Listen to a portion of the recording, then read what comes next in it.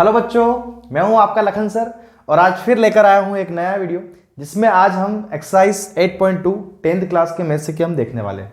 तो ये कुछ वही क्वेश्चंस हैं जो प्रीवियस वीडियो में मैंने आपको एक टेबल जो है टेबल बनाने की शॉर्ट ट्रिक बताई थी।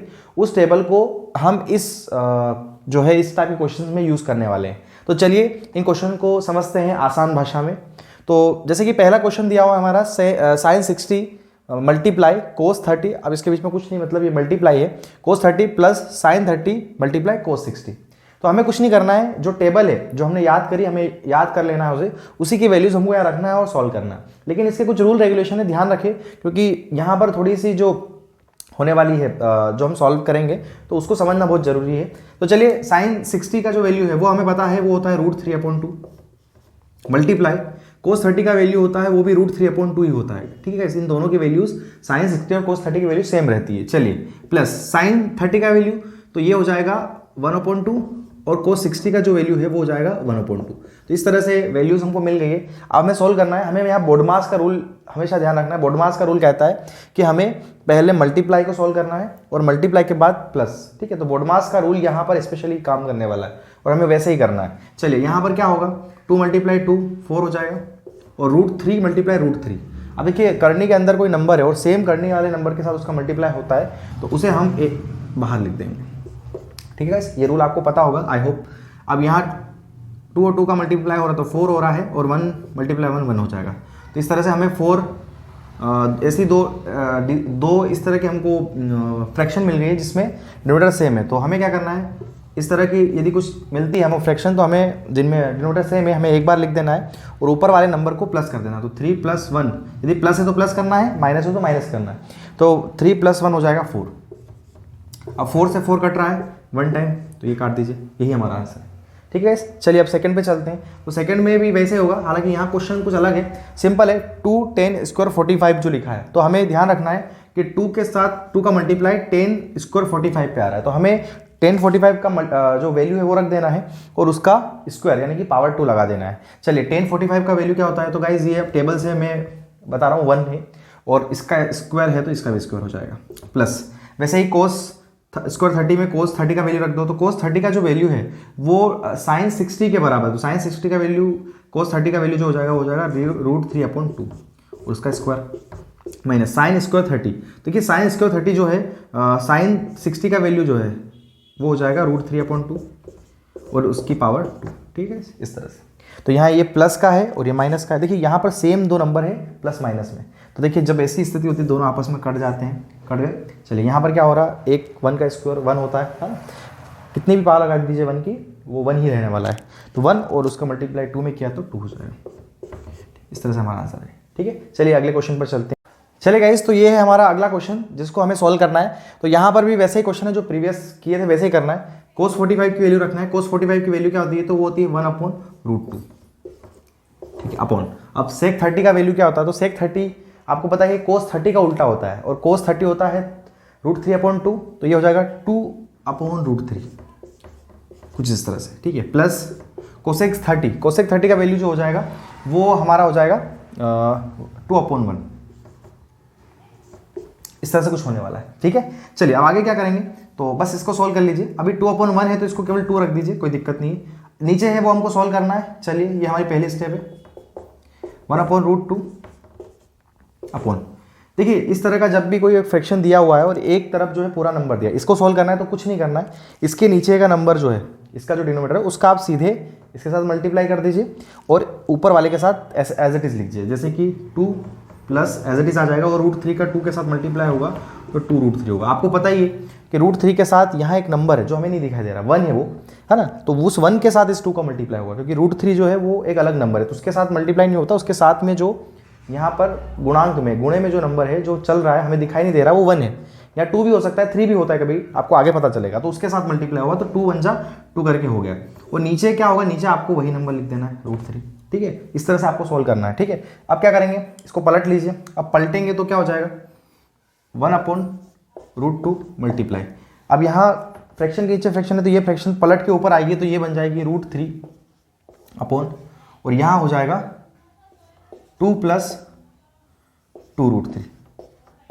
ठीक है, चलिए अब रूट 3 का मल्टीप्लाई 1 से किया तो रूट 3 हो जाएगा अपॉन, अब इस रूट 2 का मल्टीप्लाई इस पूरे में कर दीजिए तो यह हो जाएगा 2 रूट 2 प्लस 2 रूट 6। ठीक है, तो इस तरह से हमारा ये यहाँ तक हो गया। चलिए अब देखिए यहाँ हमें क्या करना है, हमें यहाँ पर जो क्वेश्चन है उसमें जो कॉमन है वो कॉमन निकाल लेना है। जैसे मुझे यहाँ मैं 2 कॉमन निकाल रहा हूँ अभी, तो मैंने 2 कॉमन निकाल लिया है। ऊपर जो है रूट 3 रहेगा, नीचे हमने क्या करा है 2 को कॉमन निकाल लिया है, और मैं कॉमन निकालने के बाद क्या बचेगा रूट 2 प्लस रूट 6।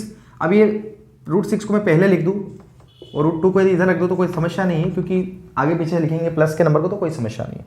चलिए अब ये हो गया है। अब हमें क्या करना है, इन दोनों के रूट्स को हटाने के लिए हम नीचे डिनोमिनेटर यानी कि जो आपका नीचे का है इसको हम रेशनलाइजेशन करेंगे, परिमेयीकरण करेंगे। और परिमेयीकरण करने का तरीका क्या होता है, इस तरह के जब क्वेश्चन हो, परिमेयीकरण का मतलब है कि रूट का साइन हटाना, और रूट का साइन हटाने का केवल एक ही तरीका है और वो ये है कि हमें सेम इसी जो लिखा हुआ है, यदि 2 इस तरह के नंबर दिए हैं या एक ऐसा रूट वाला हो और एक बिना रूट वाला हो, तो हमें कुछ नहीं करना है, हमें सेम उसी नंबर का मल्टीप्लाई कर देना है, बस बीच में माइनस का साइन होगा। इससे क्या होगा गाइस, इससे एक सिंपल सी बात बता रहा हूँ, यहाँ a प्लस बी और a माइनस बी ऐसी कुछ कहानी बन जाएगी, है ना, ऐसा कुछ हो रहा है और ऐसे में होगा तो हमें पता ही है कि इसको हम a स्क्वायर बी स्क्वायर के फॉर्म में लिख सकते हैं। तो चलिए हम इसे कर देते हैं, लेकिन नीचे यदि मल्टीप्लाई किया है तो गाइस ऊपर भी करना पड़ेगा, क्योंकि ये नियम है कि नीचे वाले को दिया है तो ऊपर वाले को भी देना पड़ेगा। तो इस तरह से आपका क्वेश्चन बन जाता है। चलिए अब क्या होगा, देखिए रूट 3 का मल्टीप्लाई इन दोनों में हो रहा, कर दीजिए रूट 3 का मल्टीप्लाई रूट 6 में, तो है ना रूट 18 माइनस रूट 3 का 6 में हुआ तो रूट 6।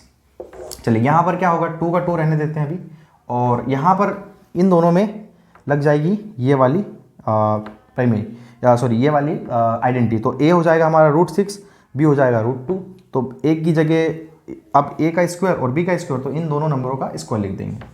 तो रूट 6 का स्क्वायर माइनस रूट 2 का स्क्वायर।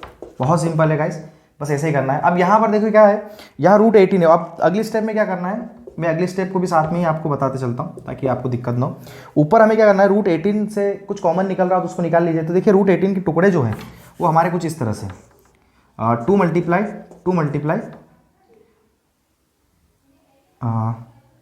सॉरी 2 मल्टीप्लाई 3 मल्टीप्लाई 3, ठीक है, 2 3 जा 6, 6 3 जा 18 हो रहा।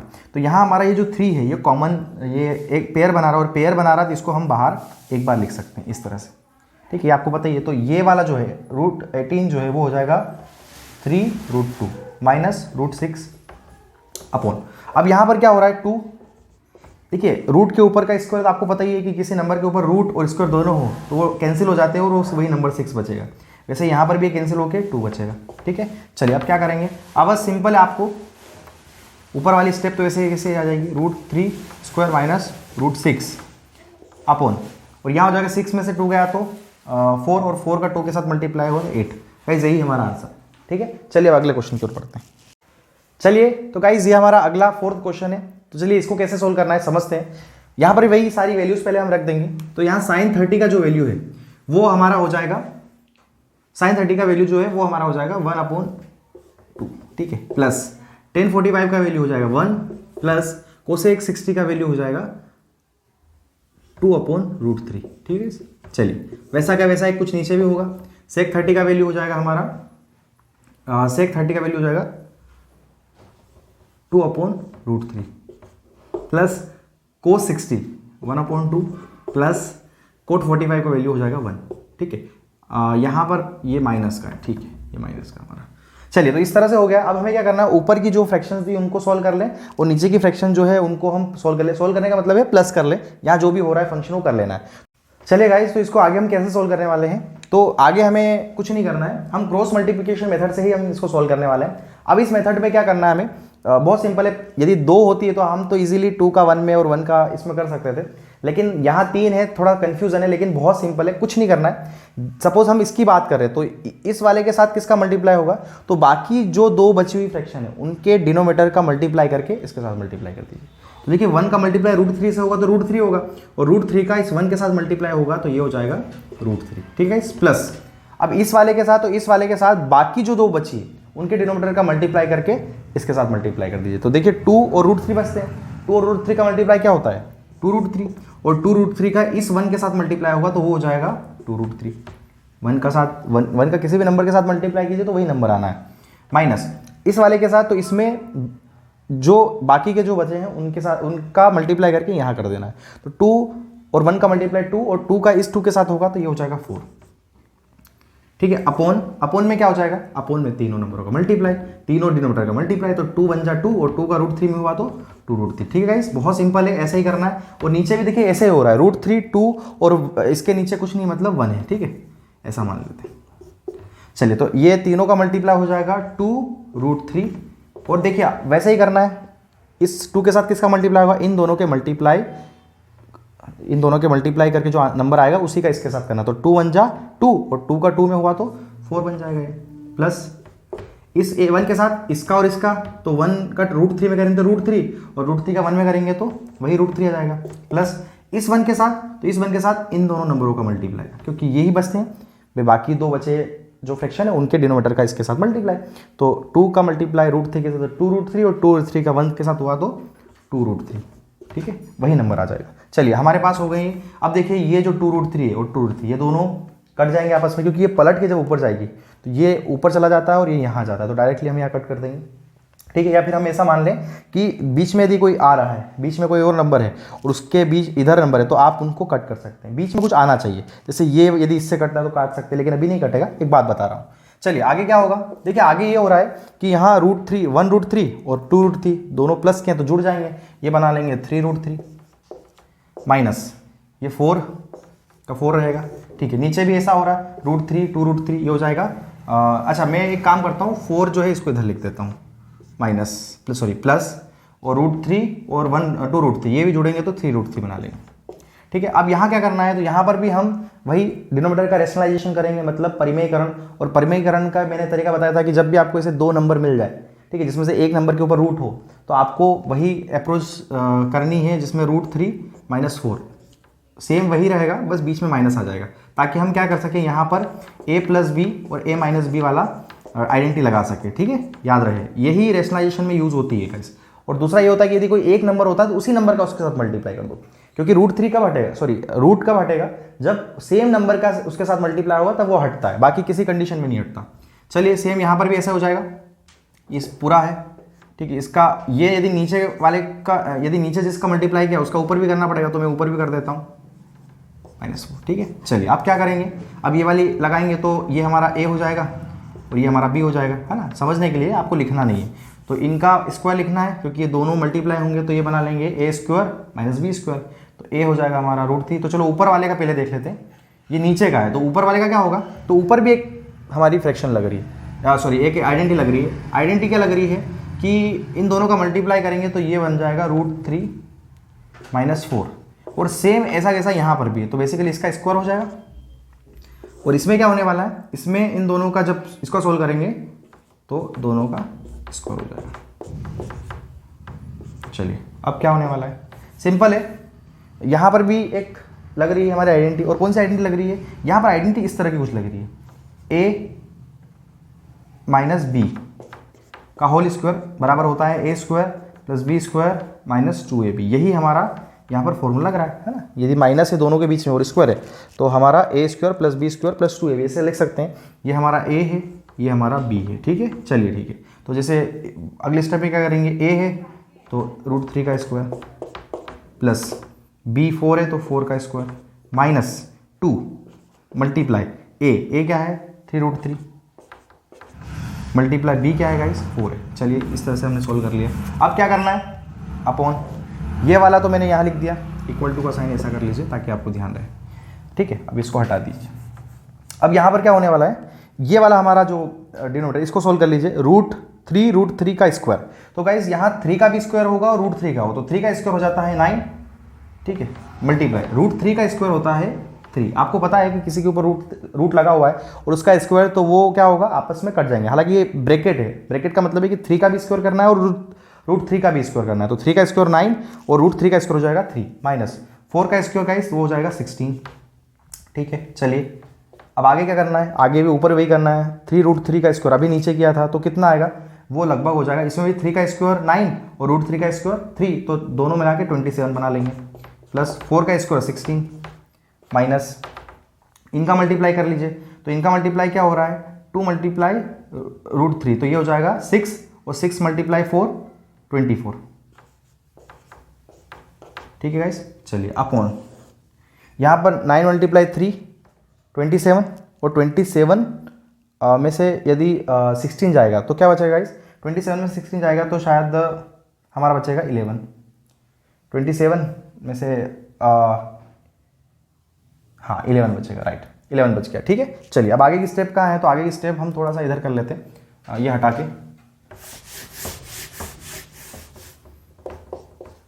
हमारा 27 प्लस 16 ये हो जाएगा हमारा 43। ठीक है, तो ये 43 हो गया माइनस यहाँ 24√3 फोन,